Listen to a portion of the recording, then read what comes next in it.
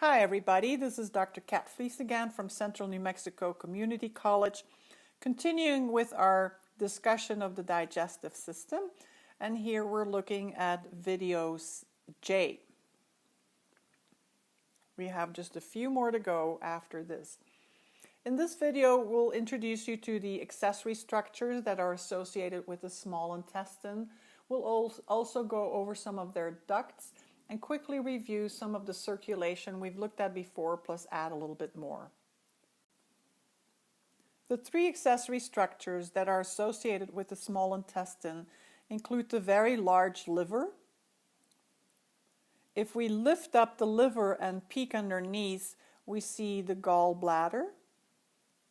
And then we have posterior to the stomach this elongated gland right about here called the pancreas, which sits retroperitoneally.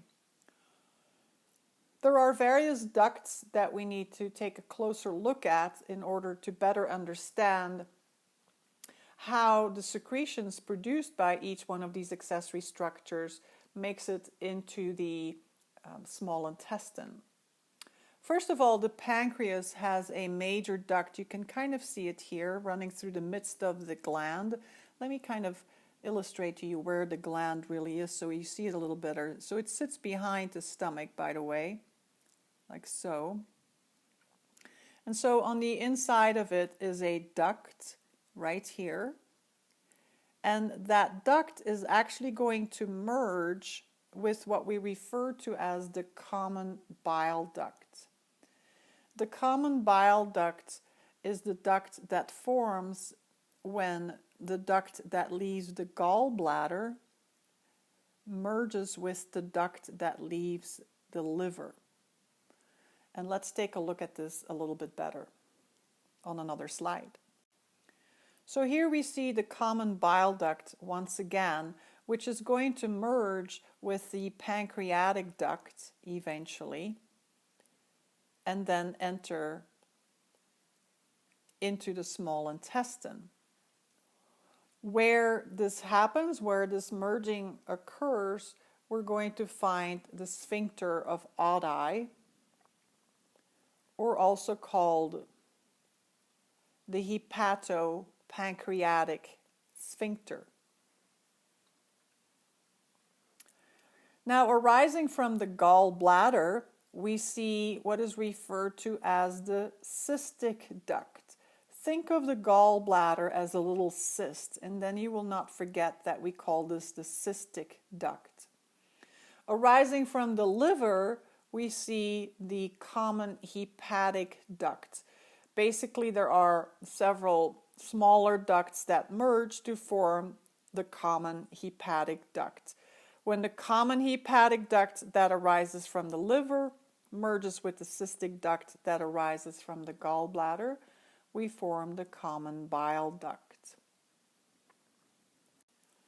Since we're going to have to discuss the liver in quite a bit of detail, let's refresh our memory of what the hepatic portal system looks like. So the hepatic portal system consists of the portal vein, which collects blood from the inferior mesenteric vein and the superior mesenteric vein, as well as the splenic vein, which they give the term lineal here, which is, I believe, a more Latin term for the splenic vein. So all of these merge. There's even some venous blood arriving into the splenic vein from the stomach in particular. So all of these merge to form the hepatic portal vein. This is a vein that is going to be oxygen poor, but very nutrient rich. And I should have chosen a better color, but hopefully you can sort of read it, or you can definitely hear me say that. So it's nutrient rich because it's collecting blood from all of these vessels that have visited all the different digestive structures, even the spleen. So this blood is very nutrient rich that is going into the liver, which is a good thing because the liver is going to process it. Once again, we see here the gallbladder with its cystic duct right here, which then merges with the with the common hepatic duct to eventually form the common bile duct, with which the pancreatic duct eventually merges as well.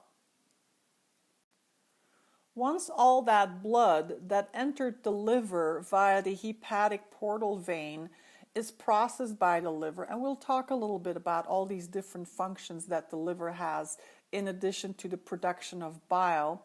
So once all of that nutrient-rich blood has been processed, it's now going to be collected by what we call the hepatic veins, and they arise from the back of the liver. And this blood is now going to be still oxygen poor, but it's now also going to be nutrient poor. And these hepatic veins are eventually going to merge with the inferior vena cava, which, as you know, is going to carry the blood back to the heart. We can also use this picture to quickly review the celiac trunk. Remember, the celiac trunk arises from the abdominal aorta, and it gives rise to the hepatic artery, which carries blood to the liver, which would be sitting right about here.